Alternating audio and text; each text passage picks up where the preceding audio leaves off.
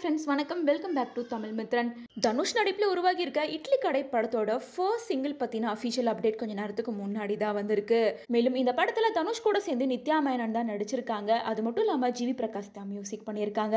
மேலும் படம் வர அக்டோபர் 1 வேர்ல்டு வைடா தியேட்டர்ல ரிலீஸ் ஆக இருக்கு.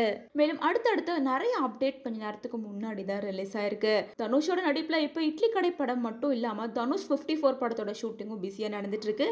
அதே போல ஹிந்திலையும் ஒரு படத்துல கமிட் ஆகி நடிச்சு முடிச்சிருக்காரு. இந்த நிலையில தான் வர 28 தனுஷ் அவர்களோட பர்த்டே வருது. ஸோ பர்த்டே ட்ரீட் அதான் 27 அன்னைக்கு இட்லி கடை படத்தோட ஃபர்ஸ்ட் சிங்கிளை ரிலீஸ் பண்ண போறாங்க. இந்த ஃபர்ஸ்ட் சிங்கிள்ல வாத்தி படத்துக்கு அப்புறமா ஸ்வேதா மோகன் அண்ட் தனுஷ் 2 பேருமே சேர்ந்து பாடியிருக்காங்க. இந்த பாட்டுக்கு தனுஷ் தான் லிரிக்ஸ் எழுதியிருக்காரு. அதே போல ஜிவி பிரகாஷ் தான் மியூசிக் பண்ணியிருக்காரு.